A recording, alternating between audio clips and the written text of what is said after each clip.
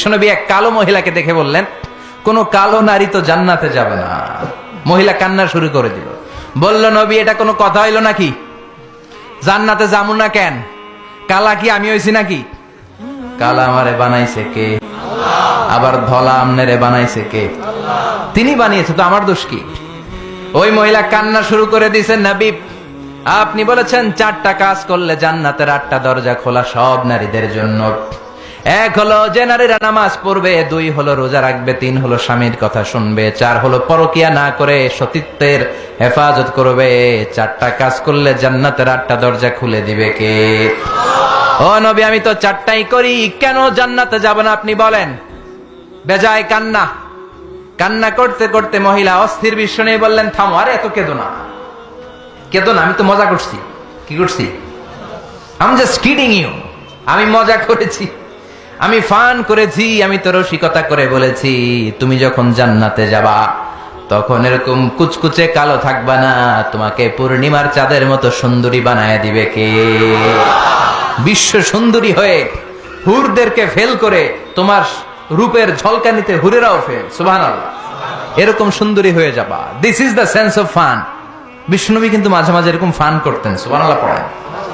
আবার এক সাহাবী নাম আব্দুল উজ্জা, কালিমা পড়ার পর নাম হয়ে গেল আব্দুর রহমান। এই সাহাবীর সাথে সব সময় বিড়াল থাকে। কি থাকে?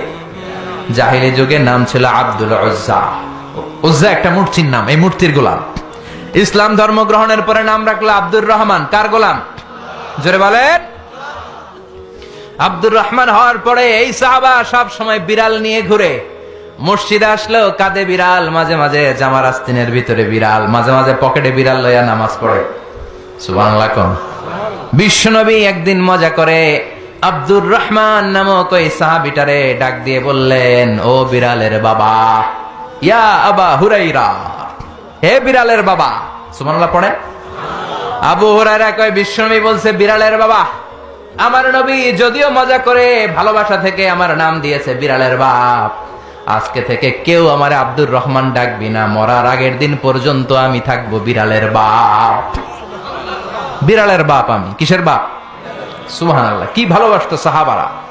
আবার বিশ্বনবী এক সফরে গেলেন, এক ইহুদির বাচ্চা ছোট্ট এক সাহাবী আজান দিচ্ছেন, আল্লাহু আকবার, আল্লাহু আকবার, আল্লাহু আকবার, আল্লাহু আকবার। এক সাহাবী সফরের মাঝখানে আজান দিচ্ছেন, তো ইহুদিটা পেছন থেকে মুখ ব্যাঙ্গাচ্ছে। ব্যঙ্গ করে না অনেকে? একজন যে কথাটা বললেন এটা একটু ঘুরায় বললে এটা কি বলে? ব্যঙ্গ করা। বাংলাদেশে কি বলেন এটা? এখানে কি বলেন? ঠেসারায়।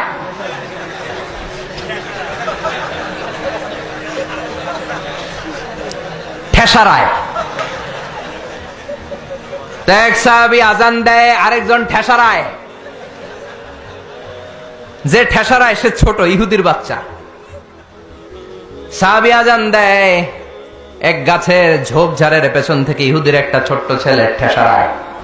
বিশ্বনবী বললেন, এটারে ধর। 2 সাহাবী ছোট্ট বাচ্চাটারে ধরে আনলেন।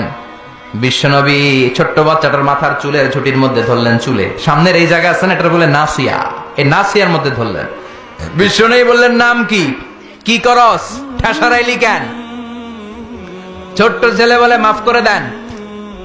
বিশ্বনবী বললেন, না, তোর মাফ নাই, যেহেতু তুই ঠেসারাইলি। আমার সাহাবী যেমনি আজান দিছে তুইও দে। কয় আমি দিমু না। কয় তুই দিবি না, তোর বাপে দিব, দে। ঠেসারাইলি কেন?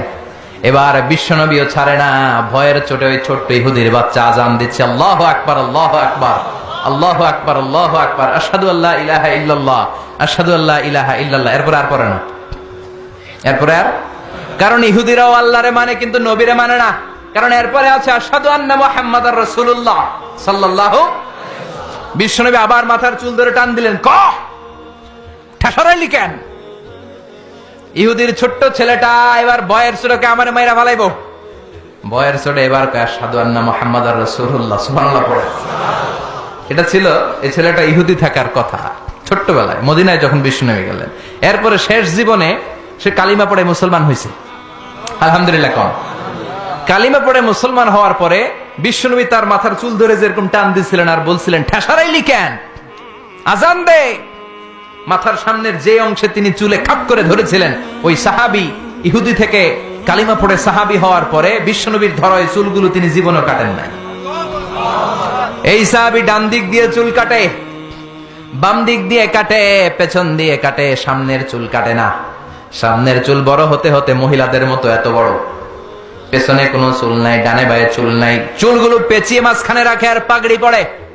কারো সামনে যখন পাগড়ি খোলে অদ্ভুত চুল দেখে সবাই ভয় পায়। সবাই বলে, ও সাহাবী, ঘটনা কি, তোমার মাথার সামনের চুল বড় কেন? এটার কারণ হলো আমি নবীর সাহাবীরে ঠেসারাইছিলাম। কি করছিলাম? আমি ব্যঙ্গ করেছি নবীর সাহাবীকে। সে কারণে আমি যখন ইহুদি ছিলাম, আমার পেয়ারা নবী, আমার বিশ্ব নবী, আমার প্রাণের রাসূল আমার মাথার চুল ধরে বলেছিলেন আজান দে। আমার নবীর বরকতময় হাত আমার মাথার যেই চুলের মধ্যে লেগেছে, মরার আগের দিন পর্যন্ত আমি চাই ওই চুলটা নিয়ে আমি কবরে যাব।